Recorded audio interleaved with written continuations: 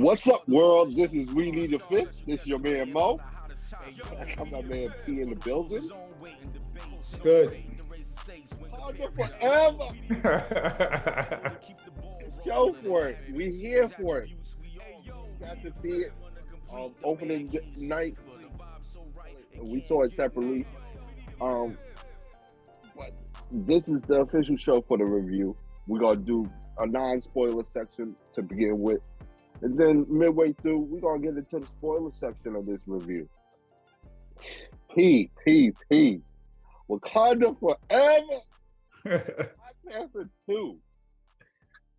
Impressions, yo. First impressions. I hate that I'm like this, but I always compare. You know what I mean? It was a good movie. It was a good movie. But to be perfectly honest, I saw it Friday, and I watched the original Black Panther Thursday night. The first movie I love. I thought it was, it was just a standalone. It doesn't even need, they were talking off air, doesn't need the Avengers. You didn't have to watch Iron Man or anything else. It's a standalone great movie, in my opinion.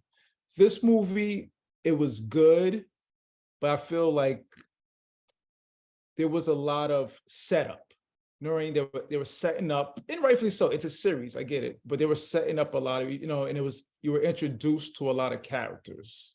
You know what I mean? And some better than others. Like Neymar. I thought it was a dope character. So I think they did a good job of explaining why he is what he is and he does what he does. You know what I mean? I thought they did a great job. Giving, showing us his background, you know what I mean? Riri, I think it was cool. Of course, there's more to come with her, but I thought they did a decent job. But that's the thing, when you introduce all these characters, you only can do so much background and keep the movie, moving. So, but overall, I thought it was a good movie. To be honest, I don't think it was better than one, but that's okay because I thought one was a great movie, and it's okay. Everything can't be great, but. And in my first take, it's been about 24 hours. I would say, it's a decent movie. I wouldn't say it's a great movie, but it's a good movie. Okay. It made different. So I don't even have to ask the second question whether or not you enjoyed the movie. You're saying it's a good movie. You enjoyed it. I did enjoy it. Yeah. Okay. Yeah. I think it was well done. I mean, we could go on and on, but yeah, I think the salute or the send off, however you want to call it, to King T'Challa, I think that was dope. I think at the beginning, I like how they set it up with the funeral and also the end. I think they really sandwiched in the tribute. You know what I mean? Like, it was a booking, I should say, rather. It was like the way they did it. It was like a booking. I thought it was really fly. I liked it. Okay, so the $1 billion question: would you recommend somebody go to the movie theaters, spend $26? On a movie ticket to go see this movie? Only if they watched the Avengers or they saw the original. Like, if they didn't see the original, I would not recommend this movie. I wouldn't. Oh, yeah. Wow. Yeah. No, if you didn't see the first one, yeah. I put it this way, if I did recommend this movie, I would tell them to go watch the first one first. You know what I mean? I wouldn't just say, just go watch this movie. Because to me, like I said, it's a good movie. I wouldn't say it's a standalone movie, though. You know what I mean? And this way, I'm kind of going to push back on you a little bit in the sense, I think you're being, and it's probably Ryan Coogler's, Michael B. Jordan's, and Chadwick Boseman's fault that they set the bar so high. But I think you're being unreasonable in your expectations of this film. And I think people are expecting a culture defining moment again. You only get one of those. Right. You know what I mean? From the same group of characters or the same cast of characters. Mm-hmm. You can only get one culture defining moment. You know what I mean? Where, hey, it just totally changes the field of play. And I think that's what the original Black Panther film did for a lot of people, where it kind of changed the dynamics of what could be successful in Hollywood and how portraying Africans in particular could be successful and profitable for Hollywood. And, people can genuinely enjoy a story about Africans, being powerful and claiming their power and, having that reality in place. I think you can only make that impact once.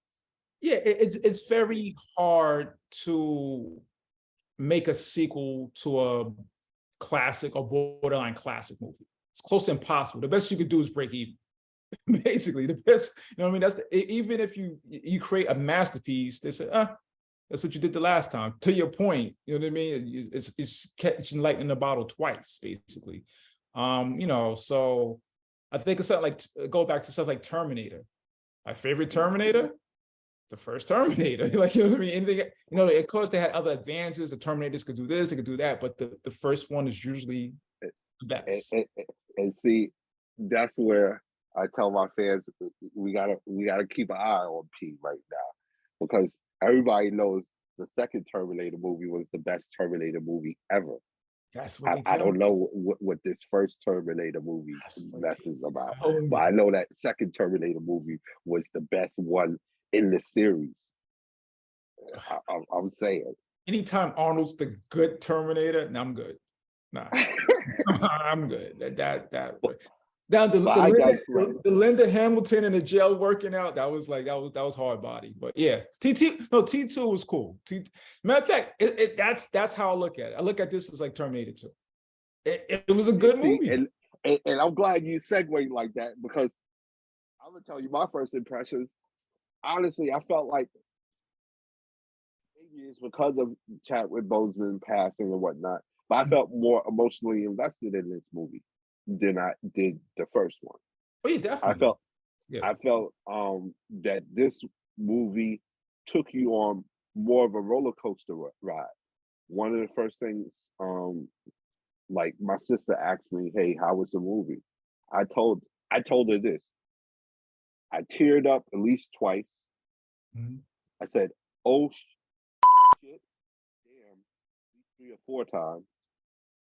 Like, and you know what I mean? When I was describing the first movie, it was just like, it's amazing what I'm seeing. You know what I mean? Our story being told, and putting us in positive light. I wasn't on the emotional roller coaster with the first movie like I was with this movie. And so much of that was like the emotions were because of, hey, the story that was being told. Like, hey, with the first movie, you got introduced to Killmonger, and all right, I'm on a roller coaster as far as I like Killmonger, but bad guy, well, I like him. You know what I mean? And it's like, that's the roller coaster I went on with the first movie. Right. Wrestling with the fact that, hey, I agree with a lot of what Killmonger was saying, but just didn't agree with all the methods that he was using to bring about results. Yeah, he gave me that Joker, Dark Knight, kind of rooting for the villain vibe. You know what I mean? Like, easily. And whatchamacallit, but this movie, I think, between, hey, the tributes that they did for Chadwick, just the emotional roller coaster that the main characters, especially Shuri and Queen Ramonda, go through, as far as, hey, having to deal with T'Challa being gone and stuff like that, and wrestling with the rest of the world trying to get in. I just thought this movie had so much. But let me ask you this though. Can't you credit the first movie for that, to just basically making you feel emotional about the character? You know what I mean? Like, I feel like the character development in the first movie, it makes you emotional when something happens in the second one. Because if you didn't care about the characters from the first one, I feel you in that, but I think with this movie, performances too. Like, Mhm. hey, I think of Angela Bassett, you know, Uh, when she's addressing the UN, mm, and hey, just and we just see her finish burying her son and stuff like that a year later, and those little performances that she gives, like, she really steals the show in certain scenes, and it's like, and she takes you on that roller coaster of, hey, grief, anger. yeah. You like, you feel all of that, and Yeah. I feel like I'm going through that journey with her. And then Latita Wright came and laid it down in this movie. Mhm. Um, some of the scenes where, hey, she's going through the emotions, where, hey, she's going through grief, sadness, and then pure anger and hate, you Yeah. know, or rage. And it Yeah. was just like, oh, okay. And I No. believed her when she got into those moments, it- especially like, hey, toward the third act when she's telling people, hey, no, you're gonna do this. yeah. We're gonna do this, and we're gonna do X, Y, and Z. She's a Yeah. monster at that point. Yeah. And going back, we're definitely gonna touch on that. But going back to Queen Ramona, I feel like I don't want to say her talents were wasted in the first movie, but she had to play the background. She had to be the queen to the king, or the mother to the new king. You know what I mean? And Mhm, this, I think, you really saw her being the queen. You know what I mean? And mhm, really, her obviously her role was definitely enlarged in this sequel or this movie. So, yeah, I thought Angela Bassett did it. I mean, as expected. She's a great actress. Shouldn't be a surprise. But yeah, her character in this second movie was great. Like, I think, personally, probably like the first half of the movie, it was like, she might have been one of the the biggest characters in the movie, in my yeah, opinion. yeah. I got the most emotion out of me personally. All right, we talked about hey, how the movie made us feel, our first impressions of it. I thought it was a great movie, to be honest. My first impression of it, you know, I thought for all it gave you, it just kept on trying to hit you in the face with little jabs. Like every 5 minutes, you was getting jabbed in your face. Like, whoa, whoa, okay, Ryan, stop Right. it. You know, and it's Right. like, I thoroughly enjoyed myself, and honestly, I was skeptical that I would because of the length of this movie. 2 hours and 40 minutes. It really didn't feel that long, to be honest.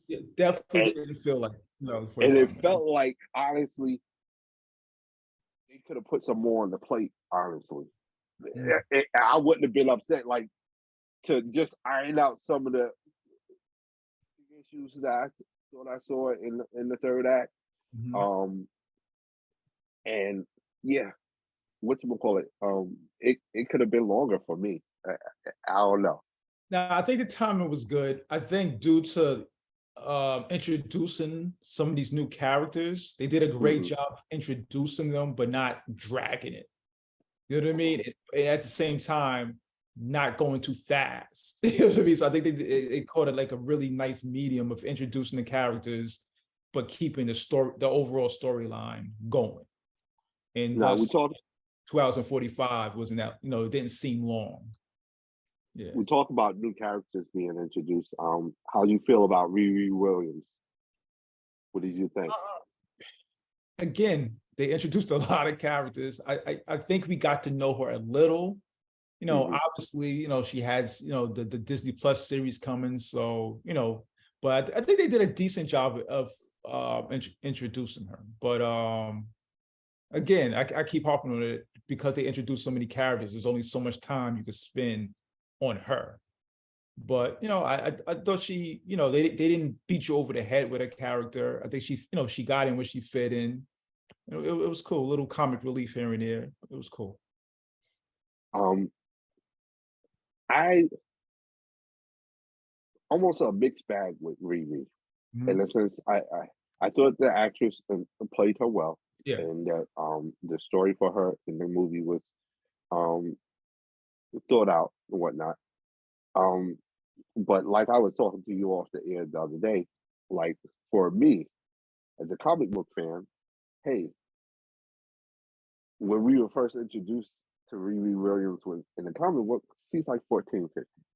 Mhm. You know what I mean? And I know in the movie they kind of adjustments for that, in a sense. They give you a timeline when she started building certain things Right. to adjust for that difference in age. In the movie, she's 19. Spoiler alert.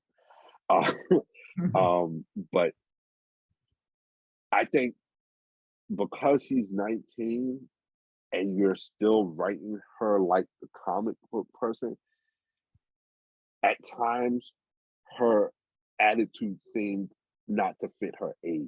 You know what I mean? Like Okay. she seemed a little too wisecrack. You know what I mean? Like, hey, I would expect that a 14 or 15-year-old Riri, Right. you know, wisecracking the Dora Milaje when they go into her room and start attacking the Dora Milaje with the speaker. I expect 15-year-old Riri to do that, not 19-year-old Riri. So you think she should have been more, basically just more mature, or? A little bit. Yeah. There are certain scenes like,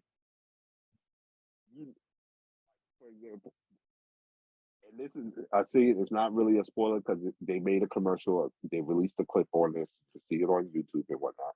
It's a scene where hey, Okoye and Shuri go to visit Riri Williams in her room. I felt like if Riri Williams already knows who you are, already knows, oh, this is Princess Shuri and whatchamacallit, and this is one of the Dora Milaje. Why is she acting so childish? Why is she trying to throw speakers at them and stuff like that? So it's like, I don't think 19-year-old Riri Williams, but that's a nitpick. That's totally Right. out of, Mhm. you know, so that's where I'm at with Riri. But and also I thought the Iron Man suit they had her with that she created could have had a better design. Could have been better design. Well, in her defense, I'm defending like an imaginary character here, but in her defense, I think it's probably like a prototype. It's not, Yeah, she's and getting I, there. I'll give you that. But mind you, in the movie, she says, "Hey, built this when I was 14, 15." Like the suit. Right. She already had the suit built. You know what I mean? Like, and she's so, and it's like you're in Wakanda with Shuri, and she ain't gonna give you no Oh extra, no, yeah. Oh no. vibranium, put on that bad boy or something. Yeah, I look for her suit to get upgraded, something vicious. Like, Yeah, man. yeah, Yeah. it's going to get better, I'm sure. And I actually like that dynamic between those two, actually. You know what I mean? Like that going forward, I think they have to find a way to, make their characters intertwine once again. I thought that was dope. Nah, Very, I want to very talk. dope representation of young Black women too. I like that. Yeah, I like that. definitely, definitely. Another character I want to ask your opinion about. And he talked about him a little bit already. Neymar or Kukulkan. Klan. You don't want to be an enemy. You'll call them that. Yeah, Ku Klan. My enemies call me Not Nate. want that smoke, yo. Yeah, I mean, I thought it was a dope, I'm not, I wasn't familiar I wasn't familiar with him at all. And I saw him in the commercials, some guy with feathers on his feet. I'm like, I don't know. I'm not really an Aquaman guy. I don't know. I like this character. I really like this character. And I think I like his character because, again, they did a great job of the background story. Not only do I like his character, I feel like I understand his character. You know what I mean? Yeah. Yeah, I thought it was dope. I thought he was dope. And again, the comparisons, you come Killmonger was, you can see Killmonger P, one of my favorite characters. He did a good job. He's no Killmonger, but I liked him. I liked him. P. Oh my God, P. Neymar. Ryan Coogler, you brought my boy Neymar into the MCU the right way. I'm here for it. Let me tell y'all, America, Neymar is he's right. It goes this way, America. Heath Ledger, Joker, Neymar. That's the way it goes, and they can change position at any time. I'm telling y'all right now, yo. I, yo, Pete,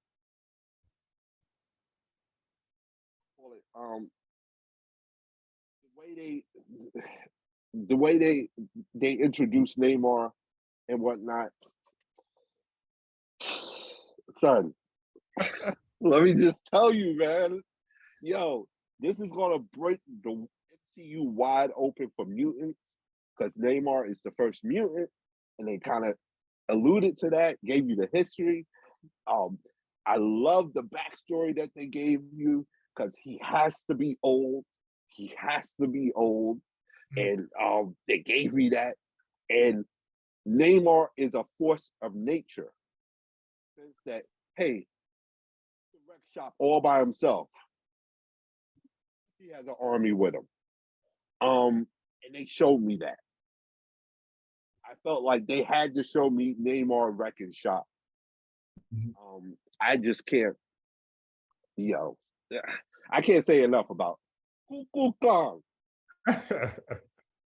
No, that says a lot because you had high expectations for him. See, I didn't have any. I had low expectations. So for you to like this character like you do, that really says something because going in, you had the comic book background, you had these expectations, and tell me if I'm wrong. It seems like they met your expectations.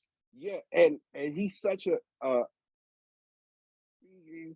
difficult character to put out there because he's one part villain, one part hero. For people in the comic book world that like mainly deal with DC Comics, he's like Black Adam for MCU in the sense that hey, he only cares about his people, his kingdom, and anything that's messing with that is a problem for him. And as far as he's concerned, every problem needs to be killed right away. Unless we can negotiate a little bit. And the only reason why I would negotiate is because I think you can possibly stand up in a fight with me. Otherwise, I kill everything that's a threat. And, they gave me it. No, if when you watch the movie, you kind of like look at it just like he really just wants to stay out the way. Yeah. That's it. Like, you know what I mean? He actually doesn't want no problems. I don't want to even want people to know that I exist or my kingdom exists. We just want to stay out the way. But like you said, if you know that we exist, you're going to look at us as a threat, and then it's going to be a problem. And then I'm really saving you because I'm a problem you really don't want. Yeah, you know yeah. Like, he's on some. If I have to come up here, I'm coming up there to wreck everybody's house. Yeah. I don't care if you're just looking at the people messing with me. I'm gonna take everything. So y'all really don't want me to come up there for that one person. Because I'm not gonna stop at one person. I'm gonna do everybody. And he was very clear to the queen. It's like, if you tell them about me, I'm gonna kill you. I was just like, oh, okay. Okay. I mean, yeah. All right. We talked about some of our first impressions, some initial thoughts on some of the major characters or new characters that they introduced. Talk about some of your cons with this movie, man. Cons. I mean, the cons, it's obviously there's no King T'Challa. There's no Killmonger, who were the two main characters in the first movie. I think they did as good as a job as they could as moving on, but I don't care what franchise we're talking about. You lose your two main characters. Like, good luck making Batman without Batman and the Joker. How do you think that's going to work out? You know what I mean? So I No, think go ahead. that speaks to a bigger issue with the MCU in the sense that they're good villains they kill off. Mm, mm, You know what I mean? There right. hasn't been a good villain that they kept around or that has miraculously survived by some of his hands. Right. You Right. know what I mean? Every villain dies. Yeah. And I think that's a problem for the MCU. Mm, And I think, hey, like I agree with you in the sense that I felt there are a couple of characters, main villains that they introduced in the MCU that I felt shouldn't be killed off. Um, Killmonger is one of them. Thanos is another one, mhm. and yeah, those are the main two that I can think of off the top of my head. That hey, you guys shouldn't have killed them off. You know, it whatchamacallit, and I think sooner or later it's going to catch up to the MCU in the sense that hey, and I think that's why you're seeing with Phase 4, Phase 5 that they're going into the multiverse. So it Mhm. gives them an out to introduce another Bring them version back. of that character, bring back Killmonger, and say Mhm. he's from another different universe. Um, Mhm. so maybe that's in future plans. But I think hey, that's been one of the mistakes in the MCU thus far is that hey, they killed off some of their really good villains. Mhm. And also we talked off air about what's I forgot the character's name that was on the border. My man from Get Out. Uh, oh, I know what you're talking about. He's part of the border patrol. Right. And basically, Um, they explained it that Wakabi. Kabi was in jail for treason, basically. And I felt like his wife, she was with Killmonger too. So I just, yeah. So that was a con for me that he was nowhere to be. He wasn't in this one. I didn't, See, uh, and like I was talking to you off there, right? I understood that one because hey, you had one person that made a choice to go against the throne knowingly, but that and I then disagree. That and then wasn't. He was the king. He really didn't go against the throne. but yes, he did because when Killmonger meets him in the first movie, he's Mhm. Killmonger is not the king. Right. Killmonger, as far as Watabi knows, this is the only thing Watabi knows. Killmonger, the reason why T'Challa's not coming back home with Claw. Right. That's the only thing he knows. Mhm. At one point, T'Challa had captured Claw, was questioning him. Killmonger came in and took Claw away. Mhm. Now you have Killmonger come to the border. You were supposed to shoot him or imprison, put him in shackles and bring him to the king. You wasn't supposed to be. And Well, he brought him. He did bring him to the council though. He brought him to the council, and the council agreed that he by birthright he could challenge the throne. So I don't really what I'm saying is if you look at him as being as committing treason, I feel the general should be looked at the same way. and one of the reasons why you have him as treasonous too is all right. Let's say you're totally right. Whatchamacallit, council agreed that hey, he can challenge for the kingdom. Mhm. To win the challenge, you either have to kill T'Challa or you have to get T'Challa to yield. As Mhm. soon as you see T'Challa come back into Wakanda and he's not dead, like the general told him, hey, the challenge not over. Mm. At that point, Killmonger, yo, you still got to prove that you have the right to be the king. Okay, You that's know a what good I point. mean? And that's when the general said, he's still alive? And T'Challa comes out and he purposely said, hey, I'm here. As you can see, I'm very much alive. I have not yielded. Right. technically T'Challa is still the king at that point. That's where the Dora Milaje is like, oh, especially once Killmonger says, "Hey, screw all that challenge stuff. I'm not recognizing the ceremony now.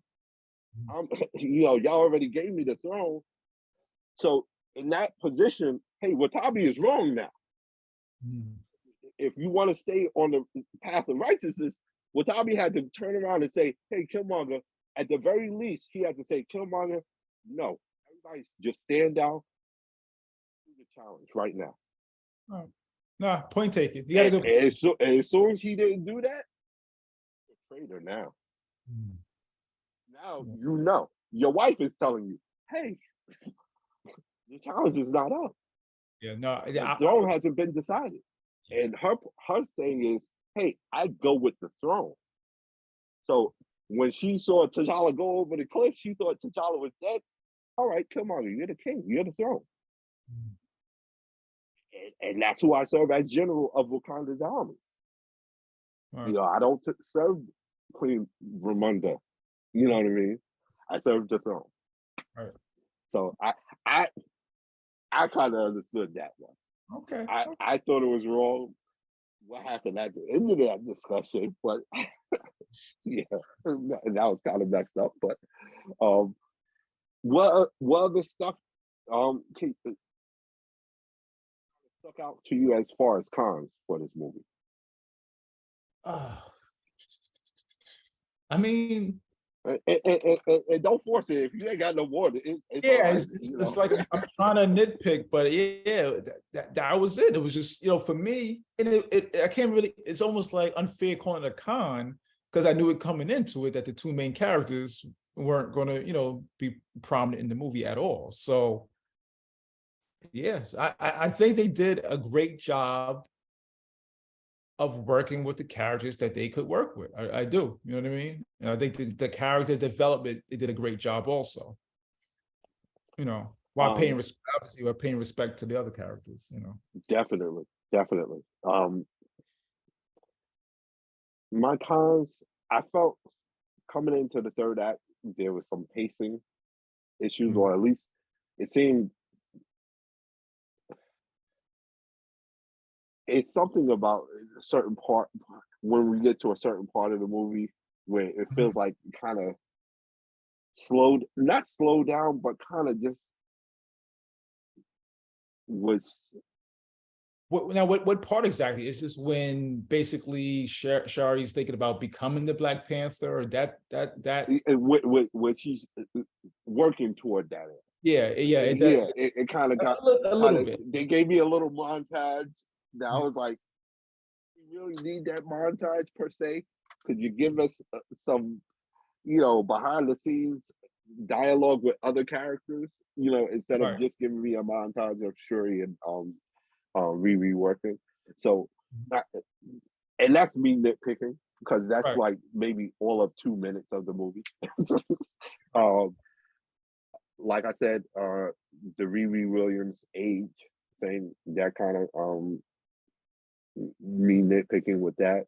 Also, the CIA agent, and oh my goodness, I forgot the character's name, but Elaine from Seinfeld, for people, for lack of a better term, she's over here. And their parts in it,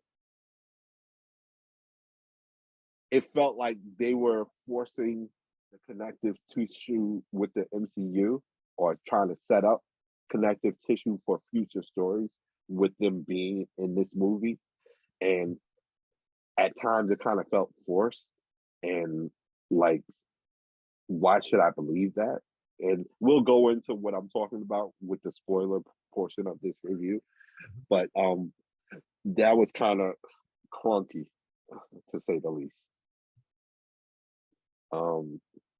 Because now that I think about it, like some of the stuff that she was talking about and had the ability to do, I'm like, you shouldn't really have the ability to do that. So that's a con. And that's it, really, man. I really enjoyed this movie. Um, I think, like I said, it got me really emotionally invested. Both hard emotions like grief and dealing with Chadwick's and T'Challa's passing and stuff like that. With you know the angry emotions of Shuri and stuff like that. It's just I thoroughly enjoyed this movie. Yeah, definitely. All right, P. It's time to get to the spoiler portion. Gotta put the spoil. Can I get a spoiler alert right now? Spoiler alert. If you don't want to be spoiled, if you haven't seen Black Panther, Wakanda Forever, seen it, to turn away from this channel. Time to go maybe fix you some popcorn, turn the channel to something else, because we're about to go into the spoiler portion of this review. On the YouTube channel, we'll list the time. We'll timestamp this portion. You can skip it if you want to. You know what I mean? So, all right, you ready? You ready? Yeah. All right. This is what I want to talk about. It's three topics as far as the spoilers, and I think this is what I want to talk about. The Killmonger cameo. Yeah.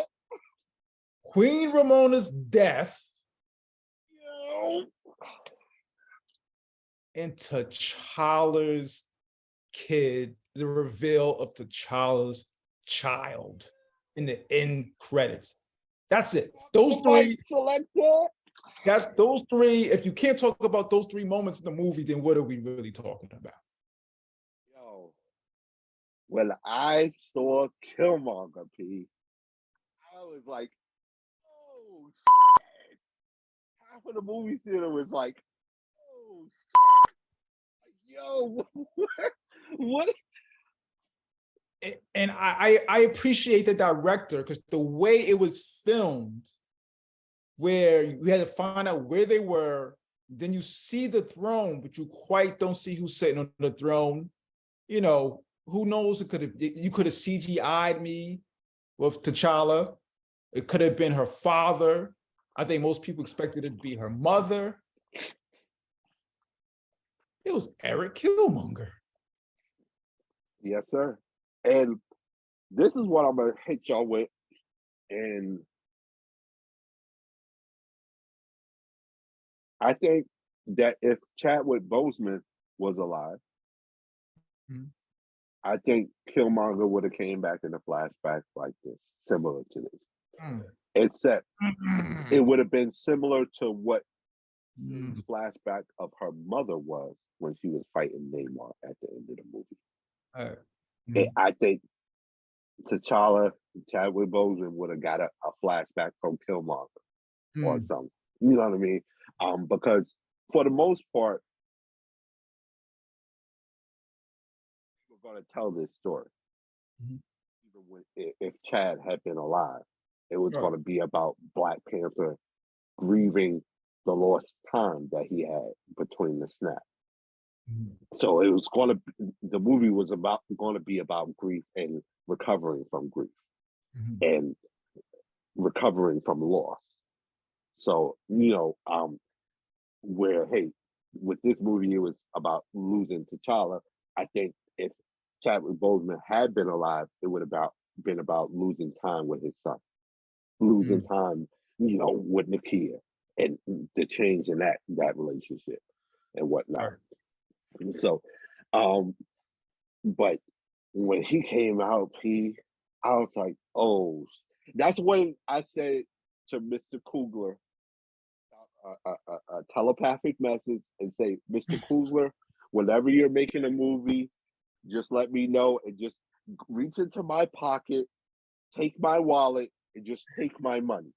Don't even ask me, Mr. Coogler. Just go ahead and take my money, yo. Mr. Coogler, if he Mary Had a Little Lamb, I'm going to the movie theater and watching it. Because I'm convinced that he can turn crap into gold. That he's an alchemist of a new age alchemist. Right? Straight up. He brought Rocky back. Free. Come on, people. People. Come on now. It's time to give him his flowers. Nah, like I said, Like, hey, it ain't just Spike out there. yeah, like I said, not only did the appearance by Killmonger, just that reveal, the camera work working up to that, I thought was just like, you know, I appreciated it. I really did. And also, that was part of the emotional roller coaster I was on. Mm.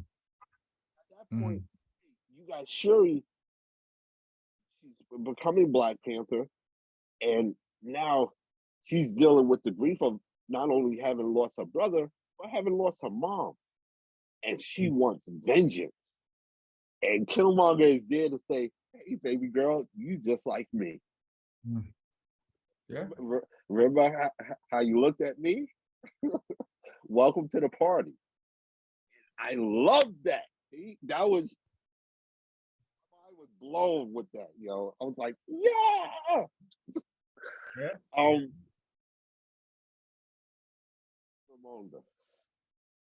Now, I'm upset. I'm upset myself. Full disclosure, I love Angela Bassett. As an Top actress, 5 as a celebrity crush. We putting it on the yeah, we need yeah. I love Angela Bassett. I have a, with all due respect, I have a thing for Angela Bassett. Love her, love her. But I feel I'm upset at myself. I should have saw this coming. This happens in any movie series, any TV series, when a character has been around for a while, and then all of a sudden they play a bigger part. They get their role increases. Their role increases. It's almost like this. You know, they're going to die. It's usually like in the kind of like the Hood series, you know what I mean? Like whether it be Power or stuff like that. Once you start seeing a character around more and more, like, oh no, especially in that particular episode, like why is this character in this episode this much? Oh yeah, they're not going to make it past this. This is their last hurrah. And that's what this was for her. But can we talk about how gangster the Queen was in this movie? Yeah, she was on another level. No, she became the queen in every sense of the word in this movie. Before, she was the queen to the king, or she was the queen to her son who became king, and she played the background as the queen. And this, she was the queen of Wakanda. You know what I mean? Like, yo. Like, where did we start? Did we start at in Switzerland? What was that, the UN meeting? Yeah, like when she pulled French bitch ass card. I'll edit that. Yo, like, come on, man. Like, yo, we know what you about. Come on, it is like, oh my goodness, yo, he was so beast in this movie, man. Yeah, I want to apologize to Angela Bassett because I forgot how great of an actress she was because of the first movie, because, you know, she had to pull back, which could be considered great acting because she pulled back. She let it go in this state. Well, no, she was allowed to let it go in this movie. Yeah. All I have to say is Angela Bassett is a beast, yo, in the best possible way, yo. Yeah. No, that's I'm putting it down right here. I know Hill's not here to co-sign on this, but she's officially part of the top 5 celebrity crushes. We need a 5th. Let's go. Angela Bassett. Got my vote. Let's go. Only problem with that, I got to find the other 4, but yeah, but hey, we got to set the standard. Yeah, she set the standard. Like, hey, young actresses out there, young celebrities out there, hey, Miss Bassett is setting the standard. We're not just talking about career highs, your best season. We talk about the totality. Yeah, yeah. We talk about the totality. Like, please let it be known. When you're at that age, you come to me. You show me looking like that, and just, yeah, her whole aura, man. I love Angela Bassett. Her mind, right? You know, she's not just out here, you know, Hollywood celebrity head lost in the clouds. In every sense of the word. Intelligent, you know, grounded. Oh man, you know, I can't get enough of Miss Bassett. Like I said, she's a beast. Like, let it be known. This is all with all due respect, man. But yeah, she her character, you know, I mean, she just really was the queen. You know what I mean? Even protecting Riri Williams. I mean, Yeah. you know, a matter of factly, you know, basically giving her life. Yeah. You know, exchanging her life for Riri Williams. You know what I mean? Basically, is what she did. You know what I mean? Mm-hmm. So, you know, so I look to see how, you know, that plays a part in her and Riri Williams' character also. You know what I mean? Because she made a statement like, you know, she gave, you know, she saved my life. Mm-hmm. So, you know, you already know she's already indebted to Wakanda. Mm-hmm. That's going to be Like, interesting. like she said in the movie, for the queen. Yeah, yeah. Last thing you just popped on the people. In credit scenes, we see T'Challa had a son with Nakia. He looks to be around that 6 to 9 or 6 to 10 range and whatnot. And his name is Toussaint. That's his Haiti name. Haiti name, excuse me. And what you call it? His Wakanda name, Muganda, is T'Challa, Prince T'Challa of King T'Challa, son of King T'Challa. And I think it's so perfect in the sense that for those people that wanted Marvel to recast the T'Challa role and were adamant about that, and I can understand why you had a group of people that were adamant about, hey, wanting Marvel to take some time and recast the role of T'Challa. But I think this is a little Easter egg for them in the sense that, hey, we didn't recast him for this movie, but guess what?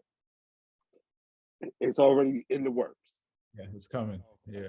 And we already got the storyline made up. Hey, T'Challa, son of King T'Challa.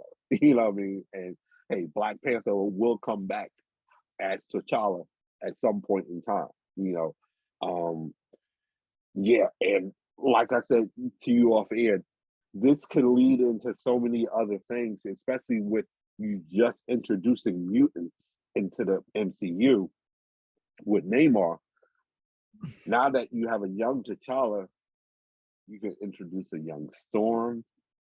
Yo, listen, it can get funky, people. That's all I'm saying. It can get real funky, and I'm really excited about what this means for the future of the MCU and the future of the Black Panther story as they go forward. One of the things that kind of disappointed me, as we talk spoilers, is Atuma and Namorita. Those were like Namor's big generals. That the big guy that fought Okoye. And it's like, hey, I'm gonna send you to your ancestor. That's Atuma. In the comic books, he plays a bigger role, and he's more of a villain to Namor, as far as he's always trying to take Namar's position and whatnot in the comic books. Namorita, I just thought they could have used her more, showed a little bit more of her power, because she's supposed to be almost equal to Namor in power and whatnot. So I would have liked to see a little bit more of that. They showed a little bit of it with the siren song and just their with the fights and stuff like that and their recovery ability.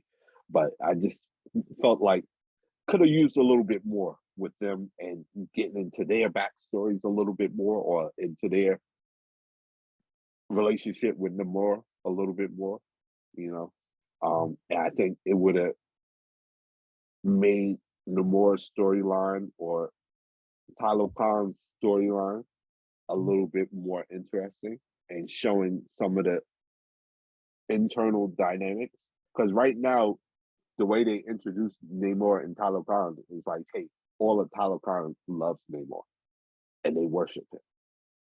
In the comics, it's not quite that black and white.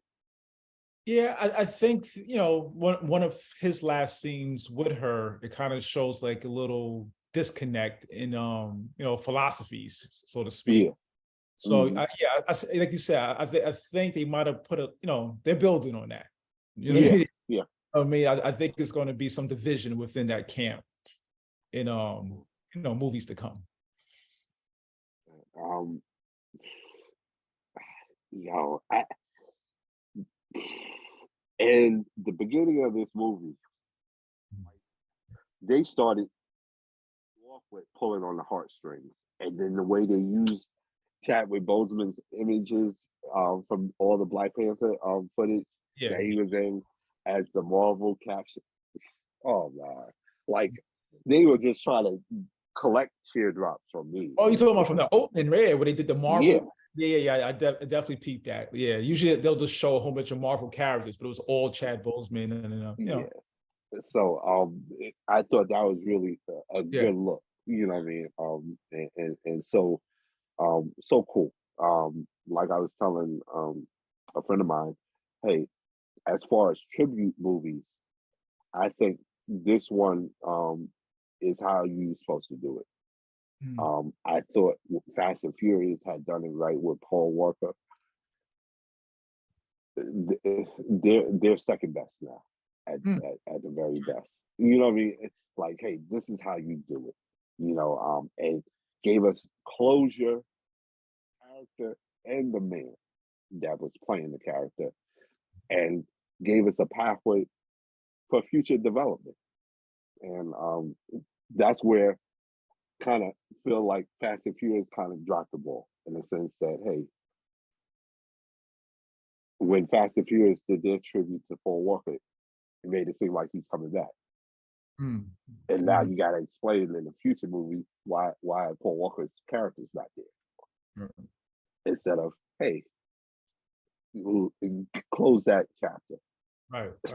You know, and like the next Black Panther movie, we're not going to be wondering, hey, where T'Challa is. You know what I mean? If he's in the movie, we know it's, hey, his son.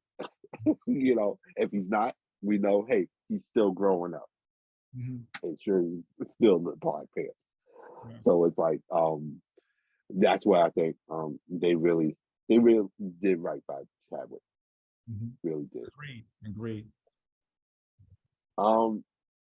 Anything else you want to talk about with this movie, man? Anything else that you think people need to hear about with this movie? No, again, you know, we did the spoilers. Those three spoilers were like, yeah.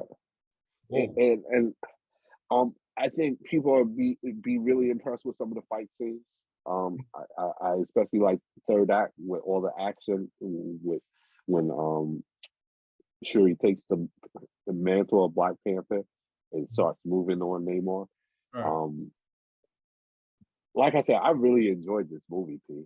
I can understand why some people don't feel it stands up to the first movie, and that's understandable. Like we were talking about off air, I think the first movie was a true standalone movie in the sense that, hey, you had connective tissues to other storylines, but you didn't feel that that was necessarily the general meat of this Black Panther story. Whereas this movie is a lot of connective tissues to future projects and, you know, Easter eggs from the comics and stuff like that. So, and I think they had a lot of stuff that they were trying to introduce us to. Yeah, I don't know if this is a term, but this is definitely like a bridge movie. You know what I mean? It's basically, you know, took us from the previous Black Panther and it's showing us where the next one, the possibilities of the next one, you know, so interesting. But at the end of the day, hey, we both recommend this movie. Yeah. That, hey, you guys should go out there, go to movie theater, buy a ticket, and watch it. Even if it's not matinee. Yeah. Price is crazy. That's a whole nother story. Yeah, man. $26. It was a quality movie. Full disclosure, I would recommend watching the first one. If you haven't seen the first one, watch the first one first. I don't think this is a standalone movie. But you know, if you saw the first one, this is a quality movie. I truly believe that. With great performances, or a great performance by Angela Bassett. Great performance. Yeah. Anything on the radar? before we On get a out of here? radar, on a whole different note, couple of hip hop albums actually. Hitler Wears Hermes 10 by West Side Gun. Dope album, features with Raekwon, Ghost, Busta Rhymes, Talib Kweli, Mos Def, just to name a few. And just heard King Disease 3 by Nas. Fire. Oh, Two okay. Gotta check that out. quality hip hop albums out right now. Okay. That's it. Netflix, Warrior Nun new series is out. That's fire. Is it black enough for you? A movie documentary about black exploitation movies, and the evolution of black film in America is out. That's I've heard that's a pretty good documentary. I want to check that out. Yeah, and NBA, we about that. Yeah, we'll be back on that. Wakanda Forever took the spotlight for this week. But Yes, sir. we back at it. Go see it. The Yeah. Black Panther lives. Peace. Forever. Bobby. Bobby. We out of here, man.